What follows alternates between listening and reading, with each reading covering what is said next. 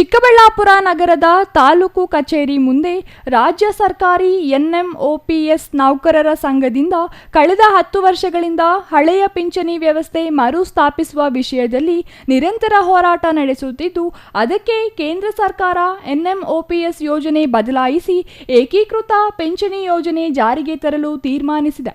ಆದರೆ ಇದರಲ್ಲಿ ಸರ್ಕಾರಿ ನೌಕರರ ಬದುಕಿಗೆ ಯಾವುದೇ ಭದ್ರತೆಯ ಅಂಶಗಳು ಹೊಂದಿಲ್ಲ ಎಂದು ರಾಜ್ಯ ಮಟ್ಟದಲ್ಲಿ ಇಂದು ಎನ್ಎಂಒಪಿಎಸ್ ಸಂಘಟನೆ ಒಪಿಎಸ್ ಜಾರಿಗೊಳಿಸುವಂತೆ ರಾಷ್ಟ್ರ ಮತ್ತು ರಾಜ್ಯ ಸರ್ಕಾರದ ವಿರುದ್ಧ ಪ್ರತಿಭಟನೆ ನಡೆಸಿ ನ್ಯಾಯಕ್ಕಾಗಿ ಒತ್ತಾಯಿಸಿದ್ದಾರೆ. ಎನ್ಪಿಎಸ್ ನೌಕರರ ಸಂಘ ರಾಜ್ಯ ಸಂಘದ ನಿರ್ದೇಶನದಂತೆ ನಾವು ಈಗಾಗಲೇ ಎನ್ಪಿಎಸ್ ಮತ್ತು ಯುಪಿಎಸ್ ಎರಡನ್ನು ಹೋಗಲಾಡಿಸಿ ನಮಗೆ ಒಪಿಎಸ್ ಬೇಕೇ ಬೇಕು ಅಂತಕ್ಕಂಥ ಒಂದು ಉದ್ದೇಶದಿಂದ ನಾವು ಮನವಿಗಳನ್ನು ಕೊಡೋದಕ್ಕೆ ಬಂದಿದ್ದೇವೆ.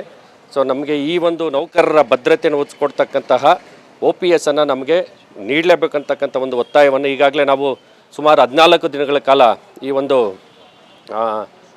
ಫ್ರೀಡಮ್ ಪಾರ್ಕಲ್ಲಿ ಹೋರಾಟ ಮಾಡಿದ್ದೇವೆ. ಸೊ ಆ ಒಂದು ಹೋರಾಟದ ಫಲವಾಗಿ ಮತ್ತು ಬೇರೆ ಎಲ್ಲ ರಾಜ್ಯಗಳ ಎನ್ಎಂಒಪಿಎಸ್ ಒಂದು ಹೋರಾಟದ ಪರವಾಗಿ ಕೇಂದ್ರ ಸರ್ಕಾರ UPS ಅನ್ನು ಜಾರಿ ಮಾಡಿದೆ. ಸೊ ಅದು ನಮಗೆ ಬೇಡ, ನಮಗೆ OPS ಬೇಕಂತಕ್ಕಂಥ ಒಂದು ಉದ್ದೇಶದಿಂದ OPS ಬೇಕೇ ಬೇಕಂತಕ್ಕಂಥ ಉದ್ದೇಶದಿಂದ ನಾವು ಇಲ್ಲೊಂದು ಮನವಿ ಕೊಡೋದಕ್ಕೆ ಬಂದಿದ್ದೀವಿ. ಚಿಕ್ಕಬಳ್ಳಾಪುರ ತಾಲೂಕು ಕಚೇರಿ ಮುಂದೆ ರಾಜ್ಯ ಸರ್ಕಾರಿ ಎನ್ಎಂಒಪಿಎಸ್ ನೌಕರರ ಸಂಘ ತಮ್ಮ ಬೇಡಿಕೆಗಳನ್ನು ಈಡೇರಿಸುವಂತೆ ರಾಜ್ಯ ಸರ್ಕಾರಕ್ಕೆ ಮನವಿ ಸಲ್ಲಿಸಿದ್ದಾರೆ.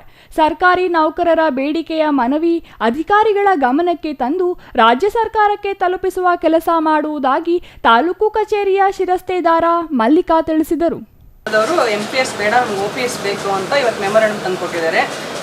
ಇದು ಎಲ್ಲ ನೌಕರರು NPS ನೌಕರರಿಗೆ ಎಲ್ಲರಿಗೂ ಒಂದು ಭದ್ರತೆ ಇರೋದಿಲ್ಲ ವೃದ್ಧಾಪ್ಯದಲ್ಲಿ. ಹಾಗಾಗಿ ಎಲ್ಲರೂ ಭದ್ರತೆ ಬೇಕು, ಪೆನ್ಷನ್ ಬೇಕು, OPS ಬೇಕು ಅಂತ ಮೆಮೊರಾಂಡಮ್ ತಂದು ಕೊಟ್ಟಿದ್ದಾರೆ.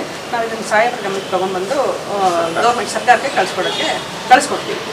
ಇನ್ನು ಪ್ರತಿಭಟನೆಯಲ್ಲಿ ರಾಜ್ಯ ಸರ್ಕಾರಿ ಎನ್ಎಂಒಪಿಎಸ್ ನೌಕರರ ಸಂಘದ ತಾಲೂಕು ಅಧ್ಯಕ್ಷ ವಿಷ್ಣುವರ್ಧನ್, ಬಾಲರಾಜ್, ನಾರಾಯಣಸ್ವಾಮಿ, ಶಶಿಧರ್, ಸುನಿಲ್, ನಾಗರಾಜಪ್ಪ, ಕೆಜೆ ಶ್ರೀನಿವಾಸ್, ಚಂದ್ರಕಲಾ, ಕಸ್ತೂರಿ, ಪದ್ಮಾವತಿ ಮತ್ತಿತರರು ಹಾಜರಿದ್ದರು.